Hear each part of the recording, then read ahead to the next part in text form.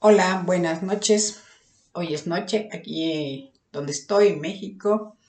Hoy es 1 de julio del 2024. Hoy, hace 6 años, ganamos por primera vez la presidencia de la República de México, de la República Mexicana, un partido de izquierda, Morena. En estos 4 videos he querido presentar, y con este termino, pues nuestra historia, cómo fuimos transformando a México, cómo la revolución de las conciencias, con la ayuda indiscutible de nuestro líder Andrés Manuel López Obrador, logró no solamente el milagro de haber ganado, sino principalmente el haber revolucionado al país, el haberlo transformado no solamente en los logros que se hicieron palpables, concretos, sino sobre todo en el despertar de las conciencias. Ese es algo que muchos políticos, muchos de estas personas que quieren vivir de la política no entienden. No entienden que la política es para darse a los demás, no para vivir de los demás. Afortunadamente en México llegó un líder y en mi opinión, por lo menos desde que yo tengo uso de razón, ha sido, es y quizás sea el mejor presidente de la historia de México de la época moderna. No puedo hablar de los otros presidentes porque pues yo no los viví, y una cosa es lo que se escribe en la historia, a veces que está escrita desde la gente de arriba, de los que vivieron los entresijos que se vivían en palacio, y otra cosa es lo que los ciudadanos palpamos, sentimos, vivimos. Y si dicen en mi pueblo que lo que se ve no se juzga.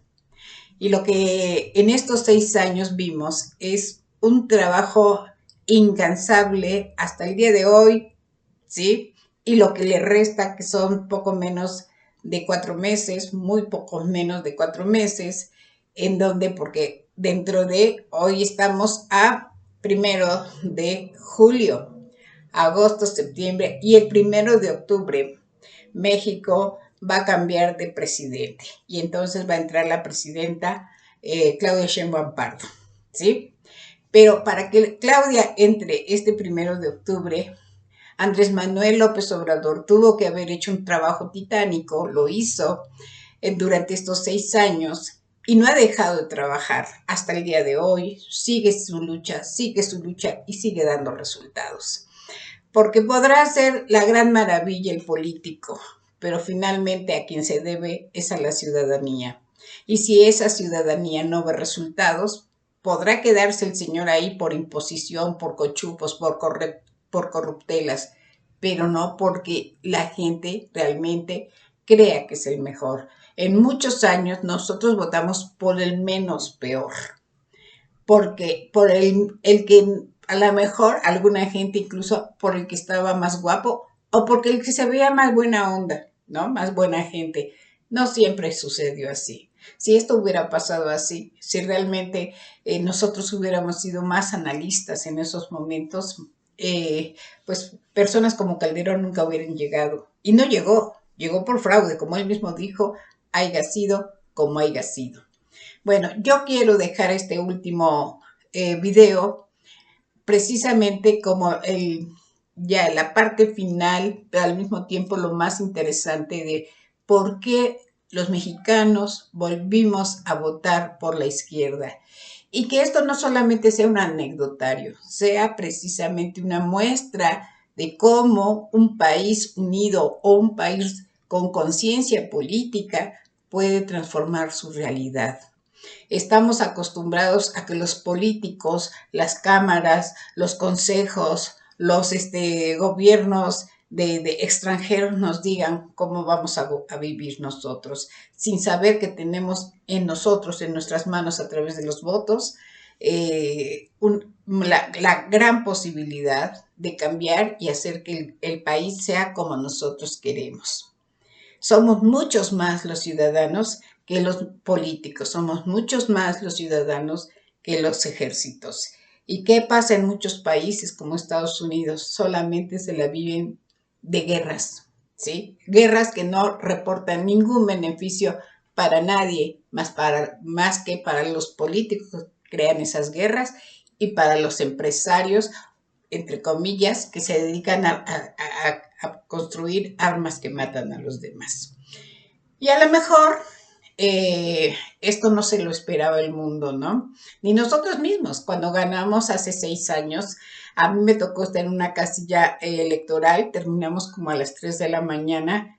Yo sabía que habíamos ganado, pero no tuve la sensación de haberlo ganado porque no pude vivir en esos momentos cuando salieron a decir que ya habíamos ganado, cuando se hizo la fiesta en la calle, porque nosotros seguíamos contando los votos y porque es un proceso muy largo lo de las casillas, ¿no? Y esa vez además era muy grande la elección, no más que esta, pero era muy grande y entonces teníamos que estar trabajando ahí y salimos a las 2 de la mañana o 3 de la mañana, todavía de ahí nos vinimos con unos compañeros para acá a mi casa y entre el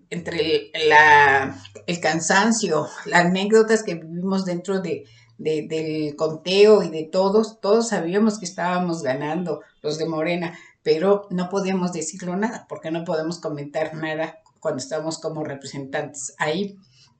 Y entonces no pudimos ni siquiera desbordar nuestra alegría de que habíamos ganado. Pero en fin, es parte de lo que nosotros nos tocó vivir y nos sentimos orgullosos de haber vivido esa experiencia. Bueno, pues esta vez volvimos a ganar. Pero ¿qué hizo? ¿Qué fueron estos 6 años para poder refrendar?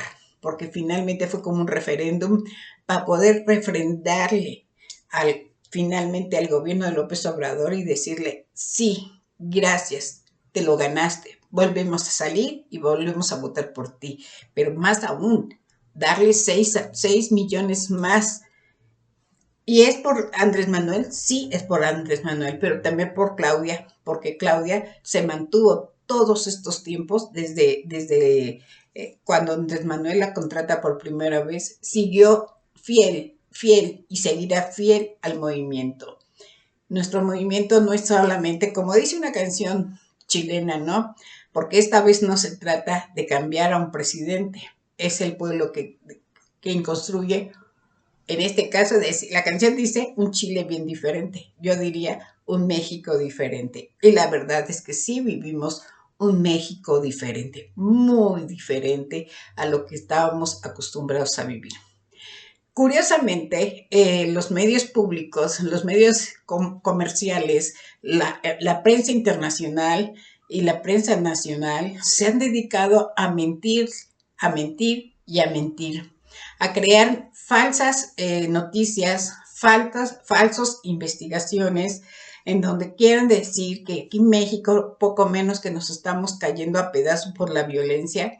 Están hablando de un México catastrófico, de un México que no tiene nada, que tenemos un presidente que es un dictador, o bien es un dictador, o bien es un tonto, o bien es una persona que está, que va a controlar a Claudia desde el Tabasco, perdón, desde Chiapas, en Palenque, a donde va a irse a vivir, que curiosamente se llama La Chingada. ¿Sí? Entonces en México mandar a la chingada a alguien es correrlo, decirle que se vaya a lo peor. Bueno, pues no. En este caso, la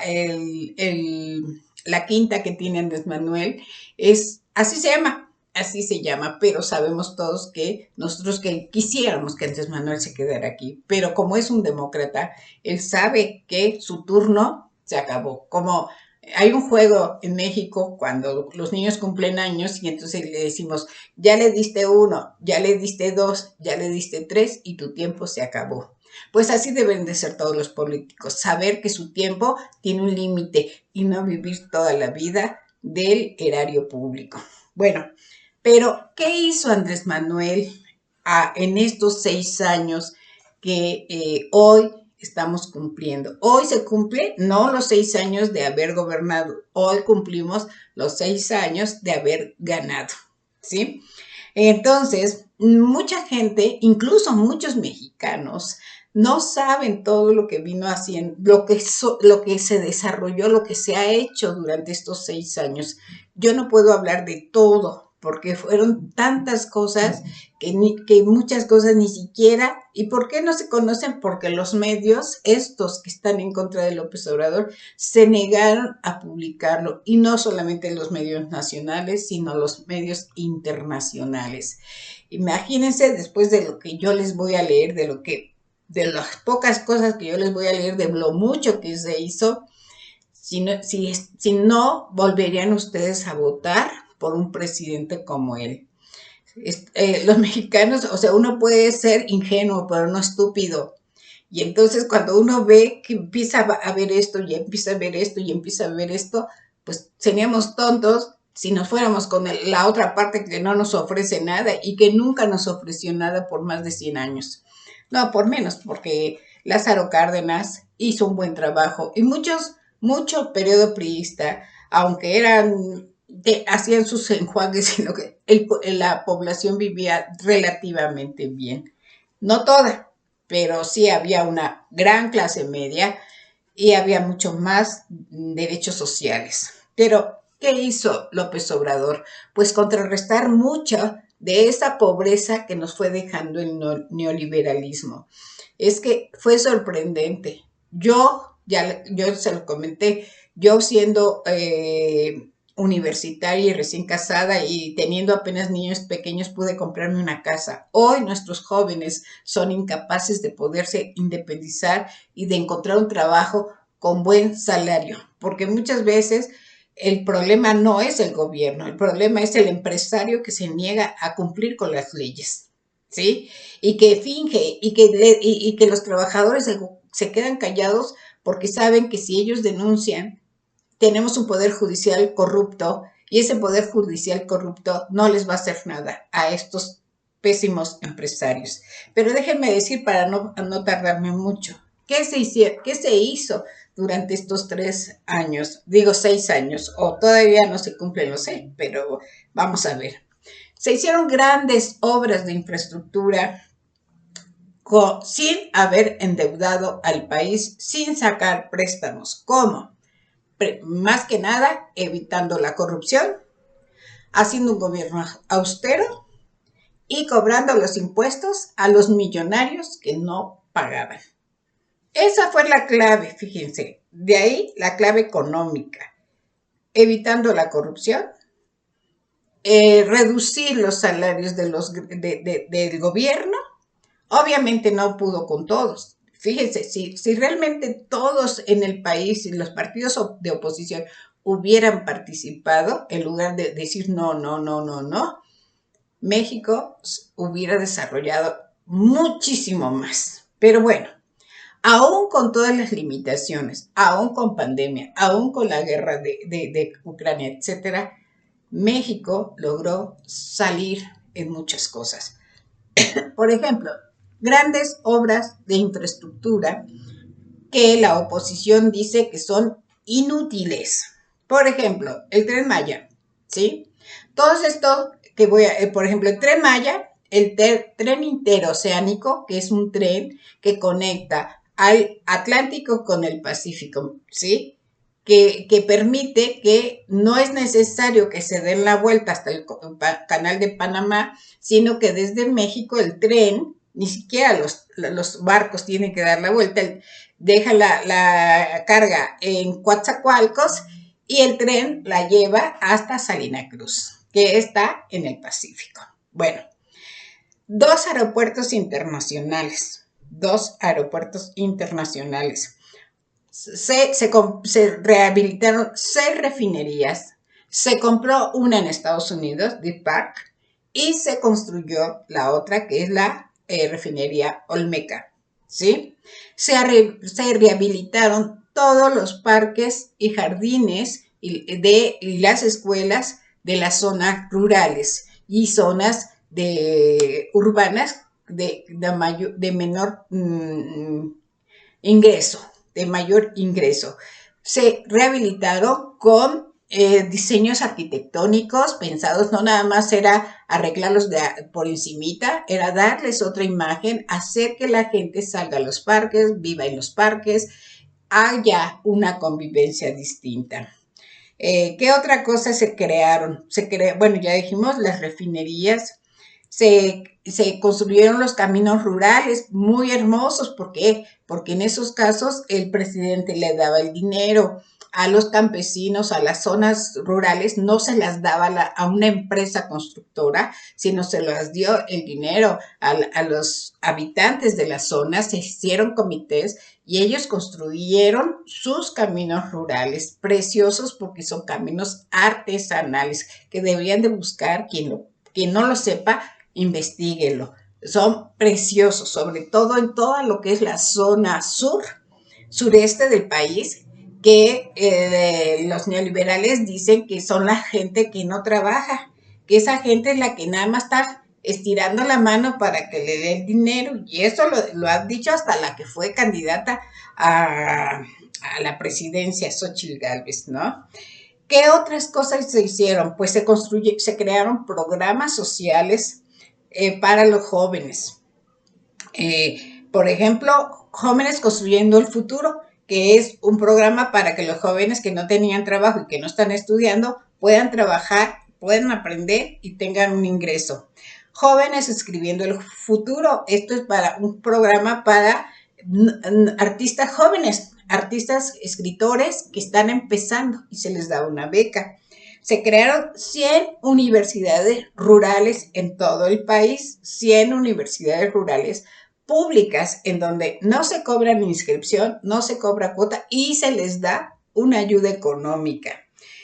Se crearon más de 2,000 y tantas sucursales, ahorita ya no sé cuántas más, pero más de 2,500 sucursales del Banco del Bienestar, que es en estos momentos el banco con mayor cobertura en todo el país. Se rehabilitaron hospitales, ¿sí? Pero además, actualmente, el Servicio de Salud Pública tiene servicio de consulta los 7 días de la semana.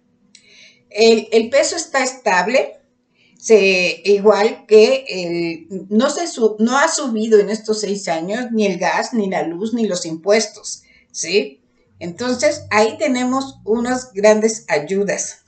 Pero hay más, fíjense, aquí se me pasaron más cosas. ¿Qué se hizo? Pues fíjense, algo que tampoco se había hecho, que es la estabilidad laboral de miles de trabajadores en todo el país, principalmente quienes, los médicos de hospitales públicos, quienes a veces tenían más de 20 años sin tener una plaza fija, que dependían de contratos a veces quincenales o mensuales. Se basificaron, como se dice en México, se basificaron a profesores que estaban en las mismas condiciones, a los petroleros, ¿sí? A los petroleros, a trabajadores que eran del Estado, algunos, y que no tenían su base y tenían muchísimos años trabajando como eventuales. Se subió el salario mínimo más del 100%, se aumentó y en la frontera más del 150%. En la frontera con Estados Unidos, ¿no? Y creo que con el sur también, la gasolina es mucho más barata y los impuestos son más bajos. ¿Sí? Se fomentó el apoyo al campo a través de un gran programa que se llama Sembrando Vida, que no sé cuántos, ya son más de 1,000,000 de hectáreas que se han sembrado. Esto no solamente significa el hecho de que tenemos más productos, sino que también se reforesta a este país, que nos va a ayudar a que controlemos el cambio climático. ¿Qué otra cosa?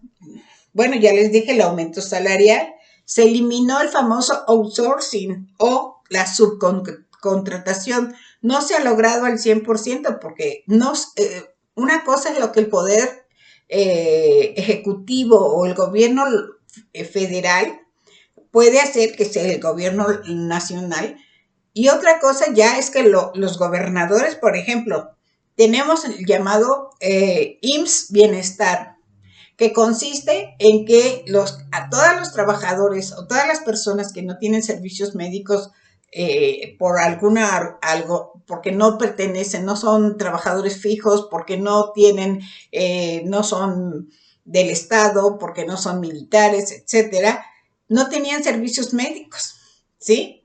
Hoy tienen servicios médicos gratuitos los 7 días de la semana. Pero ¿qué pasa? A lo mejor el gobernador, como es, el de Guanajuato, como no es de Morena ni tampoco es de un partido aliado, que dice, no, pues yo no lo implemento. Entonces el gobierno le da el mismo dinero que le da al país que si lo implementa, al Estado que si lo implementa, se lo da. Pero el que sí lo implementa, pues lo va a implementar en el IMSS Bienestar. Y el gobernador lo va a implementar a donde él quiera, como él decida, ¿sí? Entonces no se le está quitando al Estado que no está de acuerdo con el gobierno, no se le quita el dinero, simplemente se le deja que él decida. No hay ningún trabajo.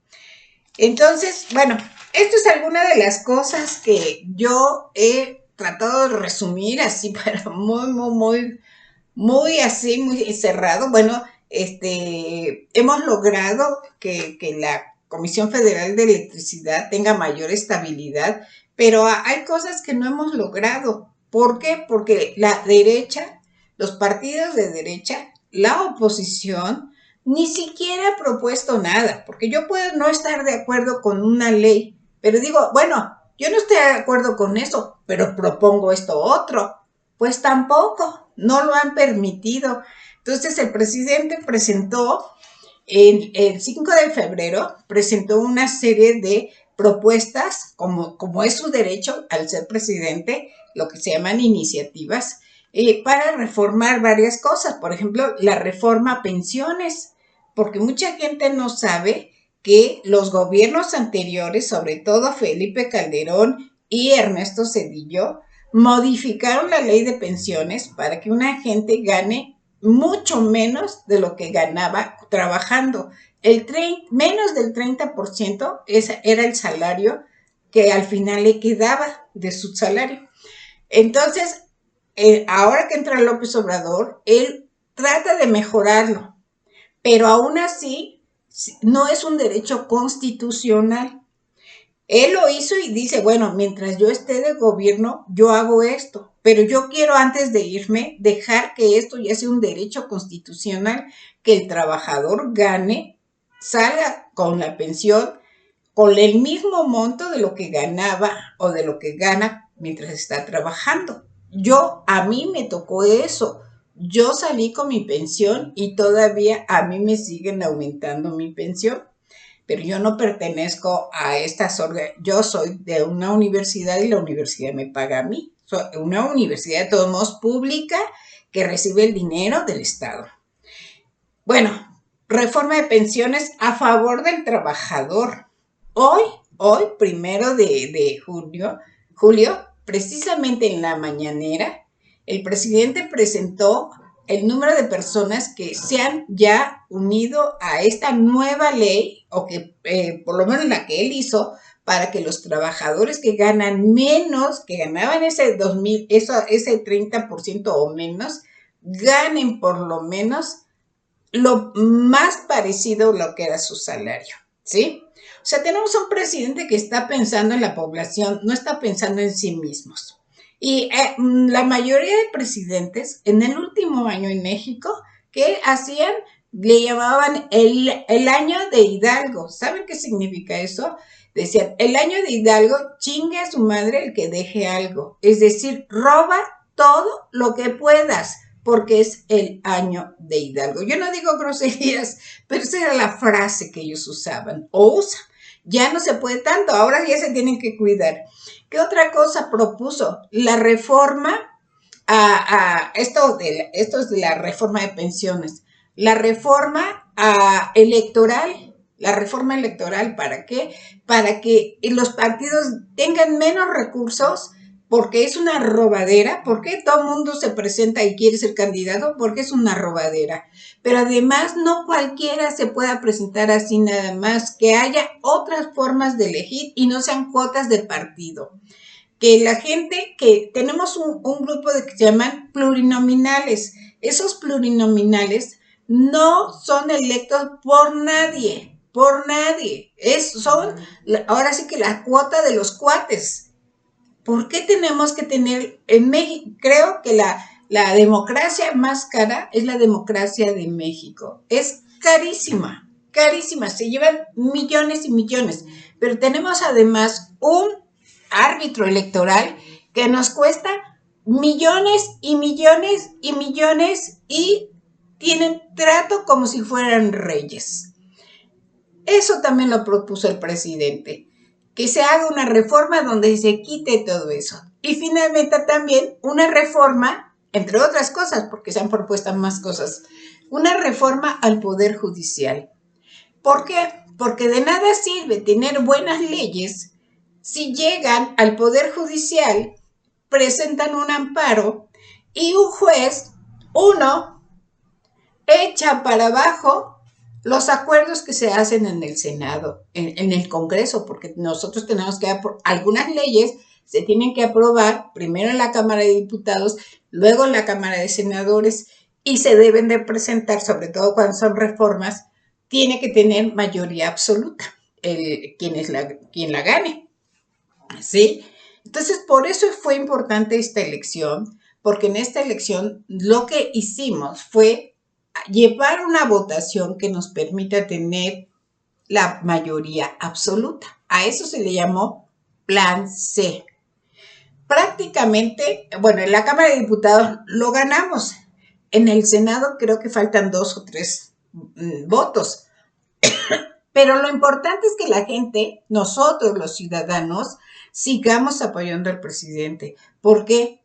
Porque finalmente ya el presidente se va, ya terminó su trabajo, él se va a ir a su casa. Él, además, a diferencia de los otros presidentes, no se va con pensión millonaria. Él va a recibir la pensión de un trabajador en los servicios públicos, en el ISSSTE, que es el ISSSTE es el Instituto de Seguridad Social de los Trabajadores del Estado. El presidente va a recibir ese dinero como su pensión, como cualquier otro ciudadano que trabajó los años correspondientes, ¿sí? Entonces, tenemos un presidente que nos está presentando el ejemplo todos los días nos está diciendo no solamente el ejemplo, sino el camino que puede permitir a un país salir adelante, lograr objetivos, no depender de nadie más, ser autosuficientes económicamente y políticamente. No, vuelvo a repetir lo que dije la otra vez, tenemos dos formas de querer vivir. O vivimos para que unos cuantos vivan más allá de lo que pueden gastar, ¿sí? Y puedan pasar generaciones y generaciones y ellos sigan teniendo dinero, o trabajar para que el bienestar y el progreso y la prosperidad sea para la mayoría, si no es posible, ojalá fuera para todos, pero que la gran mayoría en un país pueda tener derecho a vivir con dignidad. Esto no es pedirle peras al olmo. López Obrador lo ha venido demostrando. No voy a entrar a especular cómo va a ser el gobierno de Claudia, porque yo le voy a dar el beneficio de la duda. Yo creo que va a ser un buen trabajo y depende no solamente de Claudia, no depende nada más de los senadores, no depende nada más de los diputados, no depende nada más de los políticos, no depende nada más de los partidos, depende principalmente de los ciudadanos, quienes fuimos los que votamos y que tenemos que estar alertas a que se hagan las cosas que se han prometido. y exigirle a la derecha que sea una oposición más crítica, que tiene todo el derecho a no estar de acuerdo con algo, pero no tiene derecho nada más a boicotear. Eso no es válido. Si yo no tengo nada que ofrecer, entonces me callo. Pero como oposición tienen la obligación de plantear otras opciones. Se les va a oír, pero siempre y cuando esas opciones sean en beneficio de la mayoría y no de ellos, los de siempre. Como se dicen aquí en México, esta oposición que ni picha, ni cacha, ni deja batear, ¿sí? Es nuestra responsabilidad como ciudadanos que se cumplan los objetivos para el beneficio de todos. Y para finalizar, quiero felicitar al presidente Andrés Manuel López Obrador. Muchas gracias, presidente. Lo quiero mucho. He tenido la suerte de estar frente a usted y de poder hablar con usted. Es una persona excepcional porque yo la conocí cuando no era presidente y fue muy amable. Y después sigue siendo muy amable. Gracias, presidente. Gracias por enseñarnos a que los mexicanos tenemos dignidad y tenemos con qué salir adelante. Por el bien de todos, primero los pobres, presidente. Muchas gracias.